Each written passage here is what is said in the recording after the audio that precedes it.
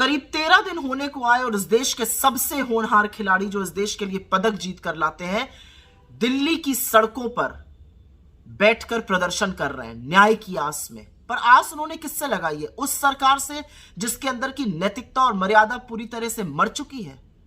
असलियत तो यह है कि कल शाम को जो जंतर मंतर पर खिलाड़ियों के साथ हुआ वो भयावह है।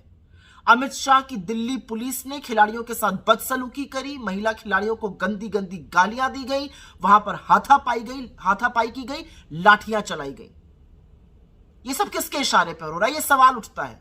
लेकिन उससे पहले एक बात कहनी जरूरी है कि गंभीर आक्षेपों से घिरे भाजपा के बाहुबली सांसद ब्रजभूषण शरण सिंह ने साफ तौर से यह कह दिया है, जब प्रधानमंत्री नरेंद्र मोदी या गृह मंत्री अमित शाह कह देंगे मैं तुरंत इस्तीफा दे दूंगा। तो आज सवाल यह है कि प्रधानमंत्री किस चीज का इंतजार कर रहे हैं, कौन से मुहूर्त का इंतजार कर रहे हैं? क्योंकि उनको तो यह सब बातें 2021 से पता है, क्योंकि विनेश फोगट ने, जिनको वो घर की लड़की कहते हैं, उसने जाके खुद इनको बताई है। और अब ये भयावह स्थिति देखकर भी आप चुप बने बैठे रहिएगा मोदी जी? आज सवाल इस बात का है, आज सवाल इस बात का है कि क्या आप अपनी चुप्पी तोड़िएगा? और किस मुंह से आप कर्नाटका आकर यहां पर नारी शक्ति की बात करते हैं जब देश की बेटियों के साथ बदसलूकी हो रही है? लेकिन इस पूरे प्रकरण में बहुत सारे चेहरे बेनकाब हुए। मैं पहली बात करना चाहती हूं इस देश के गृह मंत्री अमित शाह की। अमित शाह की दिल्ली पुलिस की असलियत यह है कि उन्होंने एफआईआर ही लॉन्च नहीं करी तब तक जब तक सुप्रीम कोर्ट ने निर्देश नहीं दिया। और अब अमित शाह की ही दिल्ली पुलिस ने कल महिला खिलाड़ियों के साथ और अन्य वहां पर खिलाड़ियों के साथ बदसलूकी करी है, बदतमीजी करी है और उनके साथ अन्याय किया है। अमित शाह जी, आपका चेहरा बेनकाब होता हुआ पूरा देश देख रहा है। दूसरी बात तो मोदी जी की करनी ही पड़ेगी, क्योंकि जो आरोपी है वो कह रहा है मोदी जी कहे तो मैं इस्तीफा दे दूंगा। लेकिन मोदी जी पता नहीं किस चीज का इंतजार कर रहे हैं। मोदी जी को तो 2021 से पता था कि ऐसा कुछ है, पता नहीं किस बात का इंतजार कर रहे हैं। जब मेडल जीत कर ये खिलाड़ी लाएंगे तो लपक लपक के फोटो खिंचाने में सबसे आगे मोदी जी रहते हैं। श्रेय भी इस बात का ले लेते हैं, विनेश को अपने घर की बेटी भी कह देते हैं, लेकिन जब वो बेटी सड़कों पर बैठी है तो एक शब्द नहीं बोलेंगे। तीसरा चेहरा बेनकाब होता है इस देश के खेल कूद मंत्री का, अनुराग ठाकुर का।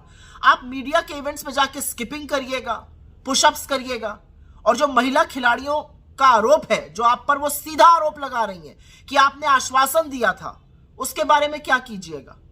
आप गोली मारो के नारे जरूर दिल्ली में लगवा दीजिएगा, दिल्ली में वहीं पर बैठी हुई लड़कियों की टो लेने की आपने नहीं सोची अभी तक। और चौथा चेहरा बेनकाब होता है भाजपा की महिला नेत्रियों का, और खास तौर से महिला बाल विकास मंत्री स्मृति ईरानी का। उन्होंने तो मौन धारण कर लिया इस पूरे मुद्दे पर। वो गला फाड़ के तभी चीखती हैं जब राहुल गांधी का नाम आ जाता है, अन्यथा वो मौन धारण करके रहती हैं। पांचवी बड़ी बात करनी पड़ेगी इस देश के महिला आयोग की, रेखा वर्मा जी की। रेखा वर्मा जी ने आंख पर पट्टी बांधी हुई है।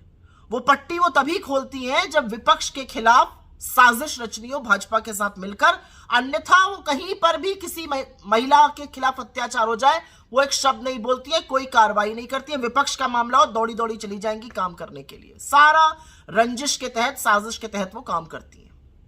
छठा बड़ा बेनकाब जो होता हुआ व्यक्ति दिख रहा है वो है प्रियांक कानूनगो, एनसीपीसीआर के चीफ, जो राष्ट्रीय बाल अधिकारों का, बाल सुरक्षा का आयोग है, उसके चीफ।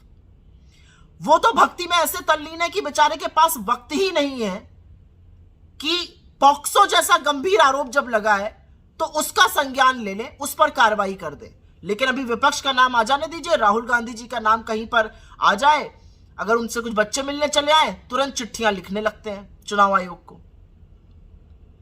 सातवां बड़ा बेनकाब, और इससे मुझे थोड़ा दुख होता है, वो बड़े बड़े खिलाड़ी, वो नामी गिरामी सितारे हैं जो बड़े मुखरित होते थे, जो खूब बोलते थे। उसमें से कुछ हैं जिनका ओहदा बढ़ गया, जिनकी रिस्पेक्ट बढ़ गई, चाहे वो नीरज चोपड़ा हो या अन्य कोई भी जो इन खिलाड़ियों के समर्थन में मैदान में उतरा है बिना परवाह किए। और कुछ ऐसे हैं सितारे जो बहुत धूमिल हो गए अपने चुप रहने से और अपने अनर्गल बयानबाजी से। जो हक के लिए लड़ रहे हैं उनको बवाल मचाने को कहा जा रहा है। आठवां तो मीडिया की बात करनी ही पड़ेगी। दयनीय स्थिति है मीडिया की, बेचारों को समझ ही में नहीं आ रहा है क्या करें। अब खिलाड़ियों के पक्ष में तो बोलना ही पड़ेगा, इतना प्रेशर है जनता का।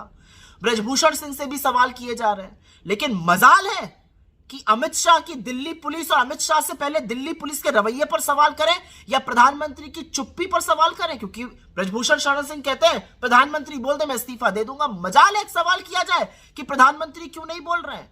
हर बार संरक्षण आरोपी को ही क्यों देते हैं प्रधानमंत्री और गृह मंत्री, वो सवाल नहीं कर सकते। लेकिन असलियत यह है कि अब जो गेंद है ना वो ब्रजभूषण शरण सिंह ने आपके पाले में डाल दी है मोदी जी, ये कहकर कि जब आप कहिएगा या गृह मंत्री कहेंगे तो वो रिजाइन कर देंगे। तो आप किस बात का इंतजार कर रहे हैं?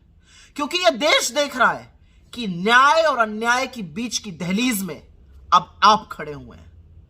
आप क्या करिएगा वो बताएगा कि इस देश की बेटियों की रत्ती भर भी आपको फिक्र है कि नहीं। 13 दिन से ऊपर होने को आ गए। वो सुशोभित खिलाड़ी जो इस देश का गौरव बढ़ाते हैं, जो बड़े बड़ों को पटखनी दे देते हैं, जो लोगों को चारों खाने चित्त कर देते हैं, आंसुओं से रो रहे हैं। न्याय और अन्याय के बीच की इस दहलीज में अब आप खड़े हैं। क्या कीजिएगा मोदी जी?